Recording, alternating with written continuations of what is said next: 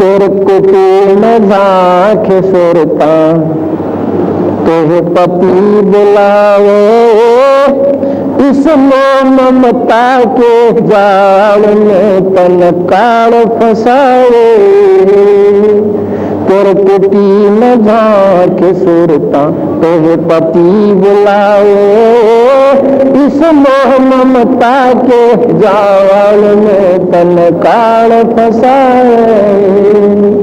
अपने पति को बोल बावली बठियारा में संगर के, काम करो दमो लोग मस्करे रह जारा डर के। अपने पति को भूल बावली बठियारा में संगर के, काम करो दमो लोग मस्करे रह जारा डर के। मात पिता संतान संपत्ति में तो उलझ गई घर के, वो मलना चाव पति अपने पे बांध कफन सिर के। मात पिता संतान संपत्ति में तो उलझ गई घर के, मलना चाव पति अपने पे बांध कफन सिर के। देख जीवती मर कहे सुरता किसा आनंद आए, इस ममता के जाल में तन काल फसा। कुरकुटी में झांक सुरता तुह पति बुलावे, इस ममता के जाल में तन काल फसा। पति मिलन की विधि बताए सुन सुरता चतला के, सत्य पुरुष से कर ले सगाई गुरु बचोला बना के। आप पति मिलन की विधि बताए सुन सुरता चतला के, सत्य पुरुष से कर ले सगाई गुरु बचोला बना के। सत्संग दान बैठिए लादो दान की नंगी लाके, वो पाँचों गणे तौर सुहागण सतनाम की बंदी लाके। सत्संग दान बैठिए लादो दान की नंगी लाके, वो पाँचों गणे तौर सुहागण सतनाम की बंदी लाके। या प्रेम की लीला कहे अपना के न पति रजावे, इस ममता के जाल में तन काल फसा। कुरकुटी में झांक सुरता तुह पति बुलावे, इस ममता के जाल में तन। जाप अजपता जप कहे अपना दहेज बना लिए, जब अनहद बाजा बाजन लग खुशी मना लिए। जाप अजपता जप कहे अपना दहेज बना लिए, जब अनहद बाजा बाजन लग खुशी मना लिए। आवो ब्रह कबीर लेवन में खुश ओ लिए, जब प्रेम की बारिश ओवन लग मरमर नालिए। आवो ब्रहा कबीर लेवन में खुश ओ लिए, वो प्रेम की बारिश ओवन लग मरमर ना। सार शब्द का सुर मधा लिए जो पति को भावे, इस ममता के जाल में तन काल। कुरकुटी में झांक सुरता तुह पति बुलावे, इस ममता के जाल में तन का। अभी की मांग भरा ले चढ़ी चलिए नारे झुका के, ये संत समागम बरात कीर्तन ले जाओ दबा के। आदमी की मांग भरा ले चलिए नारे झुका के, ये संत समागम बरात कीर्तन ले जाओ दबा के। सुरत नृत है डोली तेरी बरसन शिखर में जाके, वो मकर तार का खेल कांगना अल्ल धान चौके। सुरत नृत है डोली तेरी बरसन शिखर में जाके, वो मकर तार का खेल कांगना अल्ल धान चौके। बैठ विश्वास से बिछा के जो शब्द छल आवहे, इसमें ममता के जाल में तनकाल।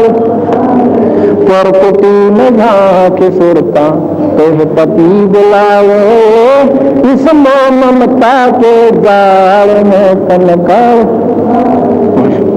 दूरदृष्टि से देख लिए तू अपने पति का सेरा, अरस कुरस का एक सफेद गुम्बद है जहाँ तेरे पिया का डेरा। आंधी दृष्टि से देख लिए तू अपने पति का सेरा, अरस कुरस का एक सफेद गुम्बद है जहाँ तेरे पिया का डेरा। इन परलोकियारा ने भोग बावड़ी, इच्छा बीज बसन हो तेरा। राम दुहाई सत्य कहते हैं सतगुरु करान फेरा। इन परलोकियारा ने भोग बावड़ी, इच्छा बीज बसन हो तेरा। राम दुहाई सत्य कहते हैं सतगुरु कराए फेरा। राम पाल हो सतगुरु का फेरा, काल खबा लखाओ इस ममता के जाल में तनकाल। तेरे कुटी में झांक सुरता तोह पति बुलावो, इस ममता के कार फसावे। इसमें वो सारे मार्ग वर्णन कर दिए। इसको कल सबसे पहले इस शब्द को आपको बिल्कुल विस्तृत ढंग से खोल कर सुनाएंगे। किस प्रकार हम गिरे बैठे हैं, कैसे साधना की जाती है, किस प्रकार दान की महंगी होती है और कौन कौन से वो गहने होते हैं, ये आपको कल बताएंगे। अपने पति को भूल बावड़ी बैठी यारा में संगर के, या तूने अपने बच्चों को अपना समझा, परिवार को अपना समझा, माता पिता को अपना समझा, और इस जायदाद को इसको तूने अपना समझा, पर ये तेरे धोखा था तेरे साथ में। फिर तूने ब्रह्मा विष्णु महेश को पूर्ण परमात्मा मानकर बहुत,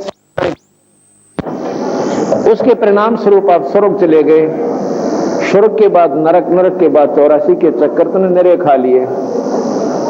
आए थे हम सब सतलोक से, सतलोक जाओगे जालेगी वो अपने पूर्ण पिता परमात्मा पूर्ण पति से तू मिल लेगी, तो जब जाकर तेरे पूर्ण सुख मिलेगा, नहीं तो नहीं भटकती रहेगी। अपने पति को भूल बावड़ी बैठी यारा में सिंगर के, और काम क्रोध मोह लोभ मस्करे अरे ये जा रहा डर के। इन पांचों राक्षसों से बच के रहना जितना बचा जावे। मात पिता संतान संपत्ति में तो उलझ गई गिर के, मात पिता संतान संपत्ति में तो उलझ गई गिर के, और जब मिलना चाहे पति अपने तो बांध कफन सिर के। जब अपने सतलोक में जाना चाहती है तो सिर का कफन बांध ले, जो सर्वस्व नाश हो जाए पर परमात्मा एकत यू काम करें सरेगा।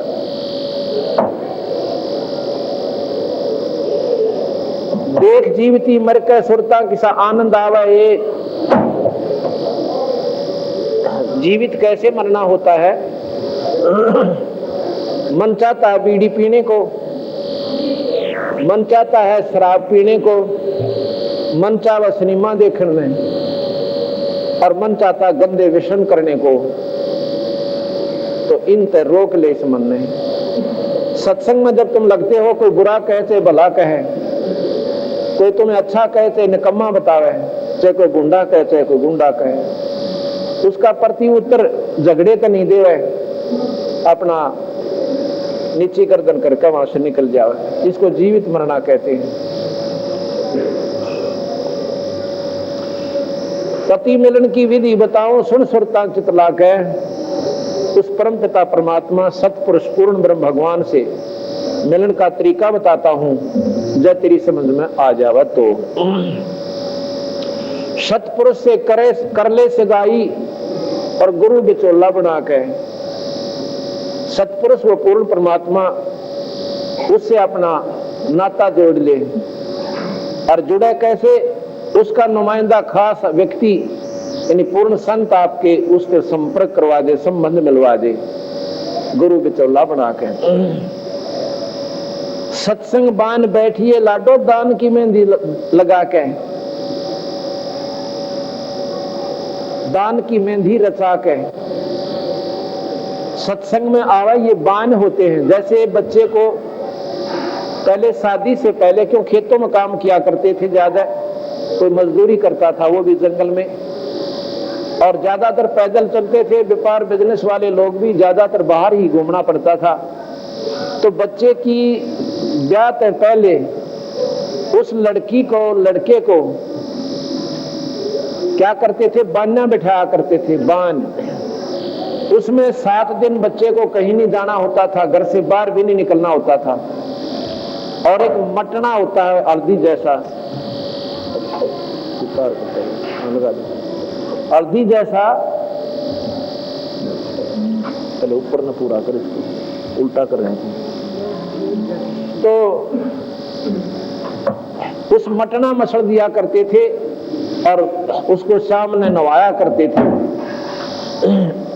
और पहले बान जो बैठता था, पहले दिन जो स्नान करता था उसमें कम रूप ने करता था, और दूसरे दिन करता था उससे ज्यादा ने करता था, और तीसरे दिन और ज्यादा सुंदर शरीर हो जाता था, और 5वें 6ठे 7वें दिन तो वो कति बहुत ही निर्मल जो उसका असली स्वरूप से वो आ जाता था। क्यों? बाहर घूमने से सावलापन हो जाता है बच्चे को। इसलिए बताया कि सत्संग बान बैठिए लाडो दान की मेहंदी रचा के। सत्संग में आप पहली बार आओगे कम असर बनेगा, दूसरी बार आओगे उससे ज्यादा असर बनेगा, और तीसरी बार आओगे और ज्यादा बनेगा, और 4-5 सत्संग सुनने के बाद आत्मा कति साफ हो जाएगी। परमात्मा और नाम बिना आपने कुछ भी नहीं सूझेगा, कितनी निर्मल आत्मा आपकी हो जाएगी। सत्संग बान बैठिए लाडो दान की मेहंदी रचा के, और 5 गहने पैर सुहागन सतनाम की बिंदी ला के। 5 गहने शील, संतोष, विवेक, अक्षमा, दया, ये 5 के 5 एक भगत के ये लक्षण है, तो वो बहुत ही प्यारा लगेगा। और सतनाम की बिंदी ला के उस सतनाम का जाप करती रहे, वो गुरु से प्राप्त कर ले।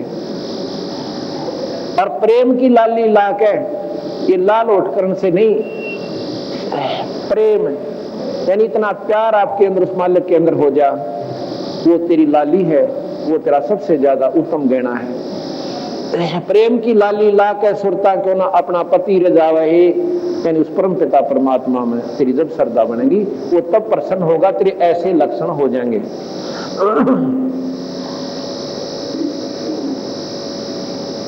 आगे बताते हैं, जाप अजप्पा जप के अपना दहेज बना लिए,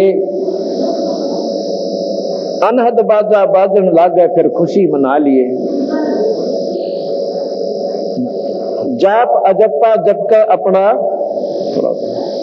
दहेज बना लिए, अनहद बाजा बाजन लागे फिर खुशी मना लिए। अब अजप्पा जाप हम देते हैं, एक सांस का सुमन होता है, उसको सतनाम कहते हैं। वो सांस का सुमन जो है वो अजप्पा जाप जप कर अपना धन जोड़ ले, जो परमात्मा जिस पर राजी हो। जिस प्रकार लड़की अपने ससुराल जाती थी, अब भी तो उसके पास जितना ज्यादा दहेज वह इकट्ठा कर लेगी। पहले लगी रहा करती, कदे सितारे लावे है, कदे पेमा का घोटे घाटे लावे, और जितने भी ज्यादा कहती है तू दहेज अगर बनाना है उस परमात्मा के घर में जानता ही, और जिससे वो भगवान तेरे तरह जीव हुआ है।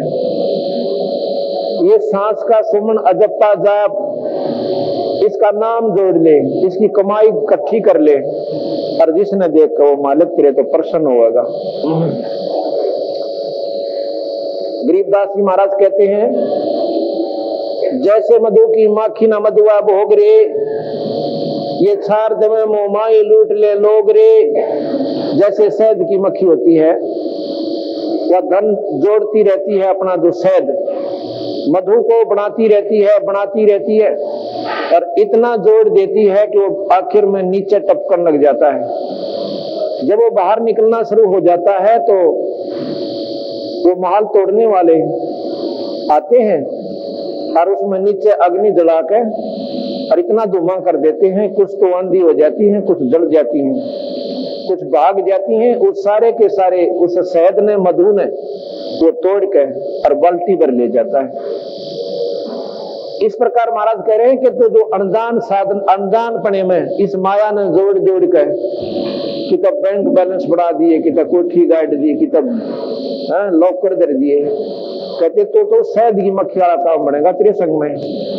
और ना जाने कब यो काल तेरी टीटी पकड़ेगा और ना जाने कहां तेरा देहांत होगा और वही पे किसी और के काम आएगा और तेरी बिरन में टिकदा और कुत्ता बनेगा।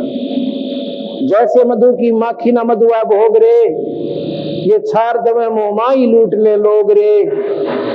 ऐसा संग्रह कीन संग जो चाल है, ऐसा धन जोड़ ले जो तेरे साथ चाले। अर्दम अजप्पा जाप जपो ये माल है। ओए होए, जो कहीं ये अर्दम अजप्पा जाप जपो। अजप्पा जाप क्या है? ये सांस का सुमन, ओठ जीभ आलय नहीं, और अपने आप जो सुमन होता है उसको अजप्पा जाप कहते हैं। सांस के द्वारा एक नाम जप होता है, उसको अजप्पा जाप कहते हैं। ऐसा संग्रह कीन संग जो चाल है, अर्दम अजप्पा जाप जपो ये माल है।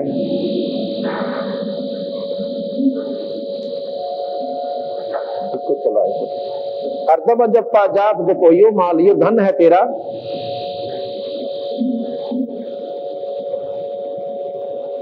अर्दम अजप्पा जाप जपो ये माल है। जाप अजप्पा जप के अपना दहेज बना लिए, अनहद बाजा बाजन लागे फिर खुशी बना लिए। सांस के अपना जो अजप्पा जाप जपते हैं, इसके प्रभाव से क्या होगा?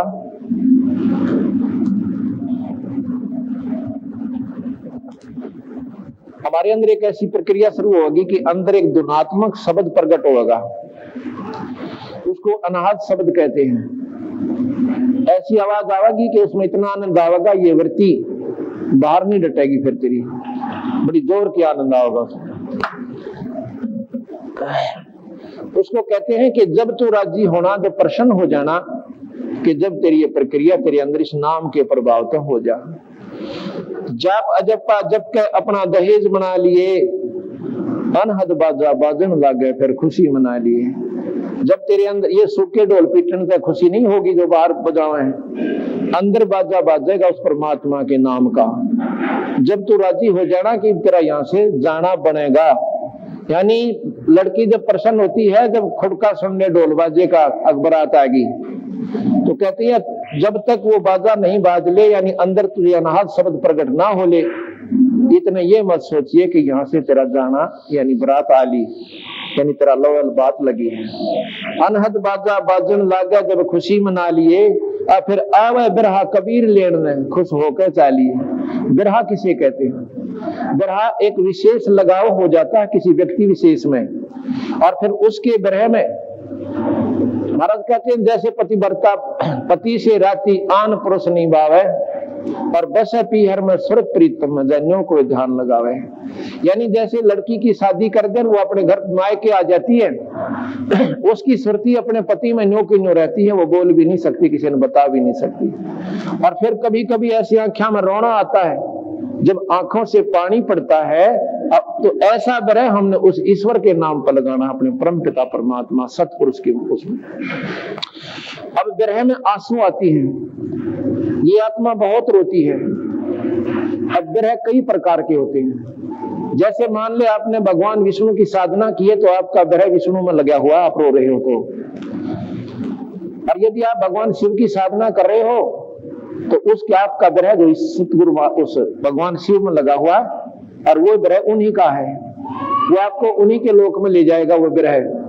और ऐसी स्थिति जब तक जीव की नहीं होती, वो रोता नहीं मालिक के नाम पे, इतने कितना है तो तप कर लो, और कितना है पुण्य कर लो, और कितनी अन्य साधना कर लो, जीव छुटकारा नहीं होता। ये लक्षण है जब तक रोना नहीं आता इस जीवात्मा ने उस ईश्वर के नाम पे। एक तरह है हम अपने जायदाद न रोए, भाई कि तो 20,000 का नुकसान हो गया उसने रोए, वो भी तरह उसमें था हमारा।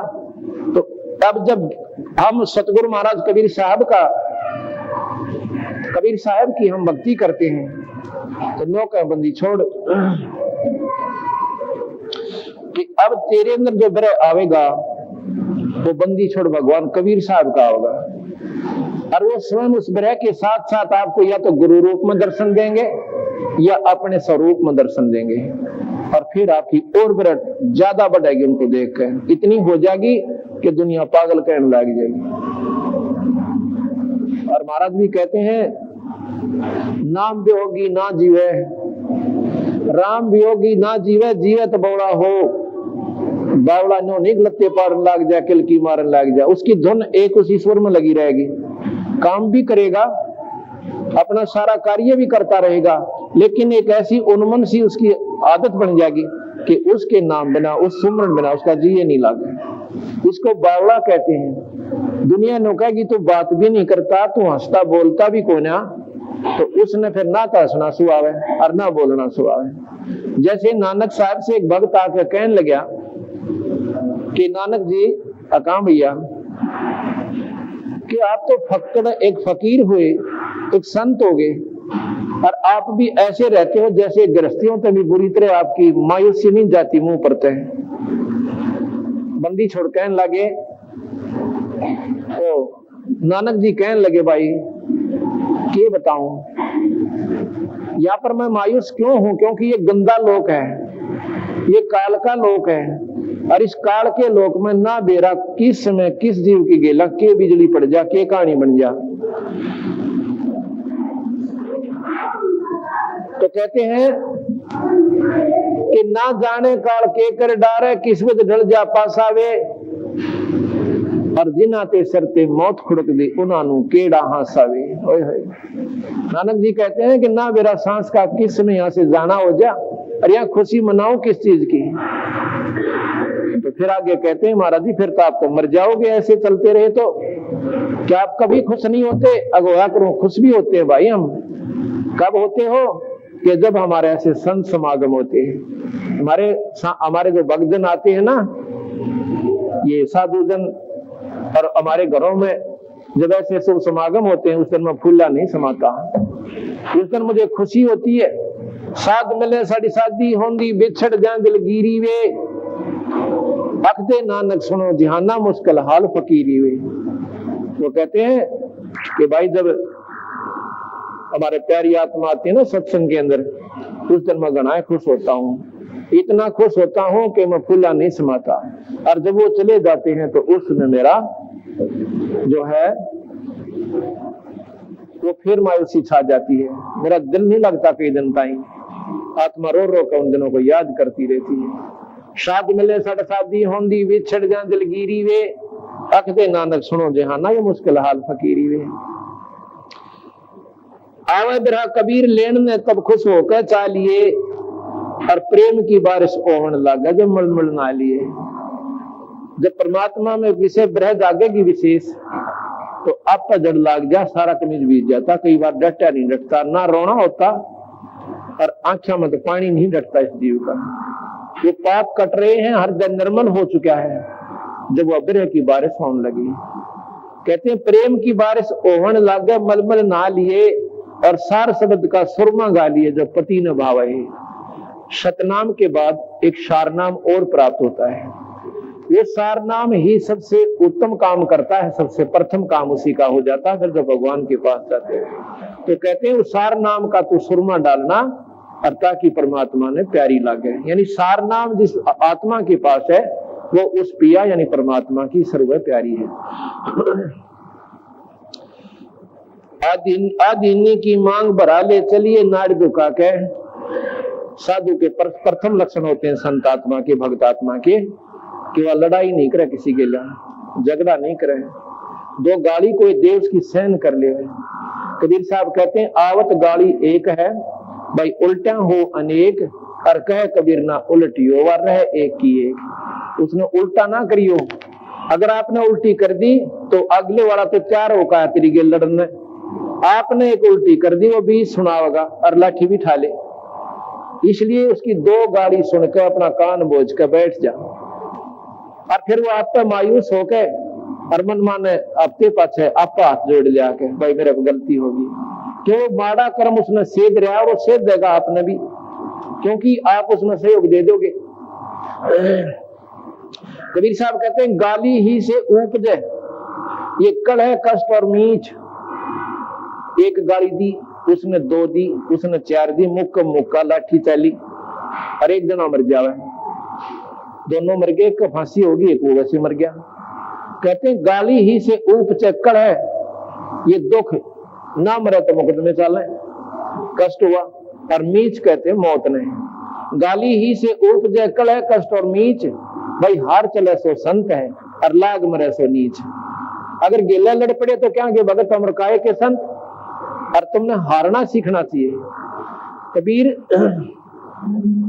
हरिजन तो हारा भला, हरिजन जो परमात्मा की प्यारी आत्माओं से हरिजन कहते हैं, हरिजन तो हारा भला और जीतन दे संसार, भाई हारा तो हरि से मिले और जीता काल के लार, उस काल के पास जाएगा जो अपने आप में का देखा ना मेरा का बोलिया नहीं ना मुंह फोड़ दूं, तो वो उसने कितना और मिल जाएगा को मुंह फोड़ दिया तो वो तो जाएगा नरक में, और जो हार गया वो परमात्मा का प्यारा हंस होगा। और आरे गेला भगवान होगा करे, या पक्की नोट कर लियो, जो अपनी हारी लिख देगा उसके साथ ईश्वर साथ दिया करे, वैसे नहीं मिलती बात। आदि नी की मांग बढ़ा ले, असली मांग है कि नार झुका के चलिए, किसी लड़िए मत ना, अंश आत्मा को कह रहे। आदि नी की मांग बढ़ा ले चलिए नार झुका के, और संत समागम बरातरी तन ले जावेगा ब्याह के। ये संत समागम है, ये इस आत्मा की बरात आई हुई है, और इसके अंदर हमें ये जानकारी होती है, और ये हंस आत्मा जैसे एक तो मिलेगी, एक भक्तजन दूसरे से मिलता वो अपने सुख बतावे कि जब से मैंने नाम लिया हमारा तो शांति होगी, भाई सारी बुराई छुट गई, परमात्मा के नाम बिना मतलब दिखाई नहीं देता। तीसरे से मिलेगा वो भी यही कहेगा, चौथे से मिलेगा वो भी यही कहेगा, तो उस आत्मा का मन उसमें एकदम बदल जाएगा। काम तो यू करने का था भाई। कहते संत समागम बरातरी तन ले जावेगा ब्याह के।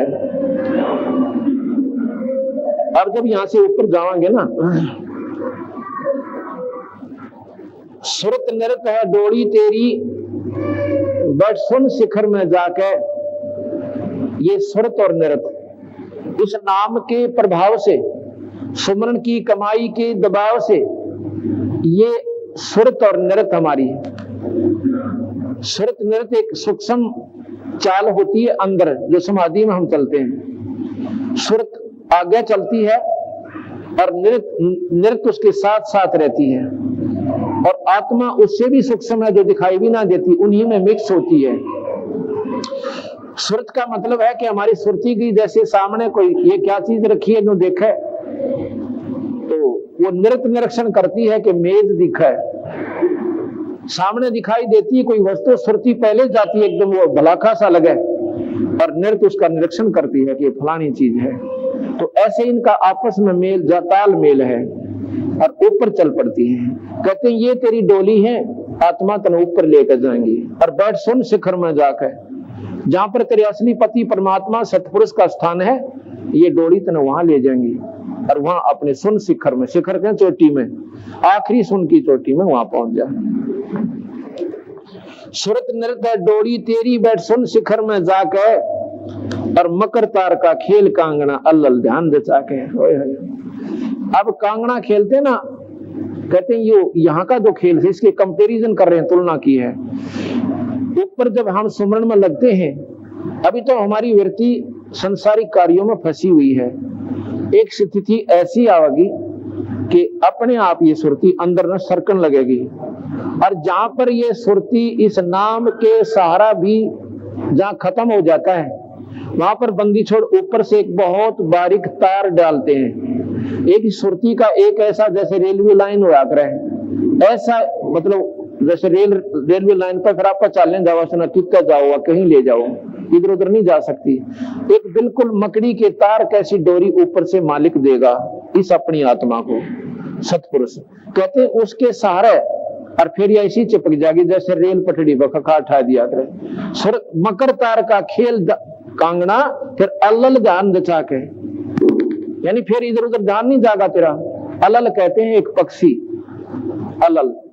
वैसे अनल का, अनल कहते हैं वायु को, अनिल, अनल, अनल वायु होती है, उसका बिगड़ा हुआ शब्द अलल बना हुआ है।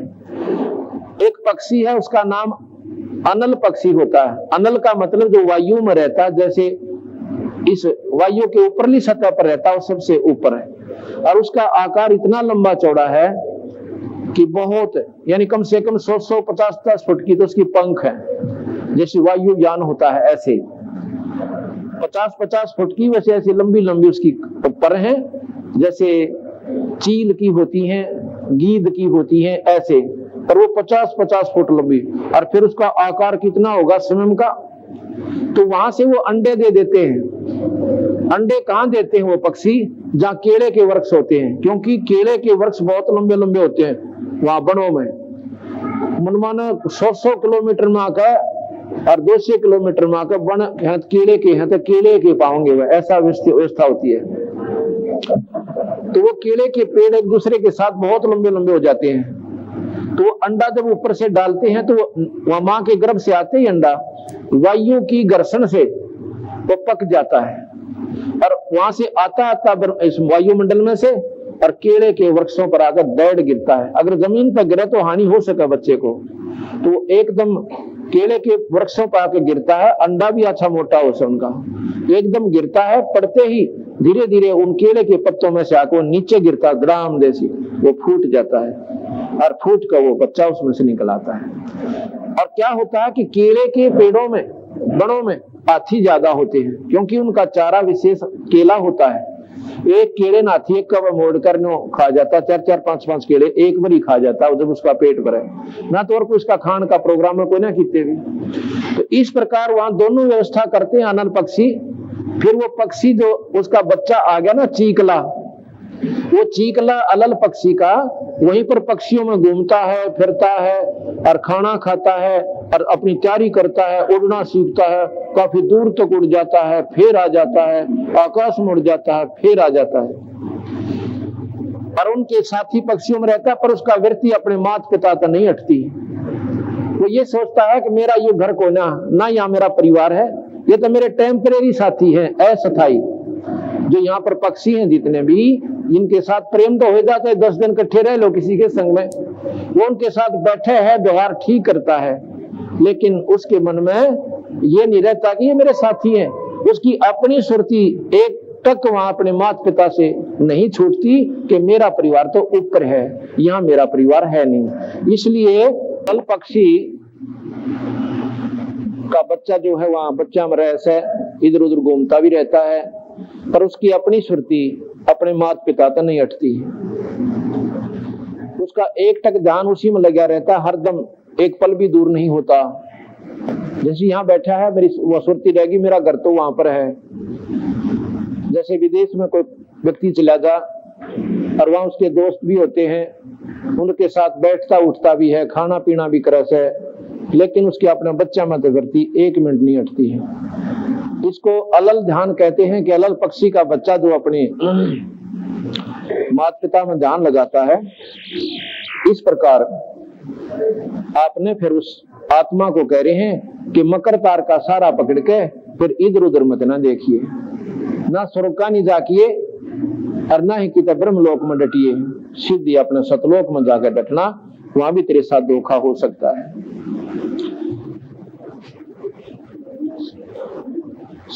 मकर तार का खेल कांगना अलल ध्यान दचा के और बैठ विश्वास सेज बिछा के, बैठ विश्वास सेज बिछा के जो शब्द छह लावे, कहते हैं उस पिता परमात्मा के प्रगट होने की यानी धैर्य के साथ आपने इंतजार करनी पड़ेगी, चंचलता मत करिए। विश्वास रूपी सेज बिछा के उस परम पिता परमात्मा शब्द रूपी परमात्मा के प्रगट होने का, तो सुमन साधना करते रहना और इंतजार करना कि एक दिन जरूर आएगा। जब हमारी सारी प्रक्रिया हो ली, भाई शादी भी होगी और पहुंच भी गई घर पे, फिर पति कहाँ रह जाएगा। तो इतना विश्वास अगर है, यानी जब हमने नाम ले लिया, हमारी सूरत मालिक में लग गई, सुमन ठीक मिल गया और भाई वो सारा सौदा मिल गया, तो परमात्मा प्रगट होने में देर कहाँ लगेगी। किसी के बंडाने में, किसी के बहकाने में मत आना कि हमारे गुरु जी तो 1 मिनट में दिखा दें। इस हथेली पर भगवान होता था, कोई भी ना पानता, इसके गोडे रगड़ने पड़ते हैं और विधिवत साधना करनी पड़ती है, जब जाकर जीव छुटकारा होता है।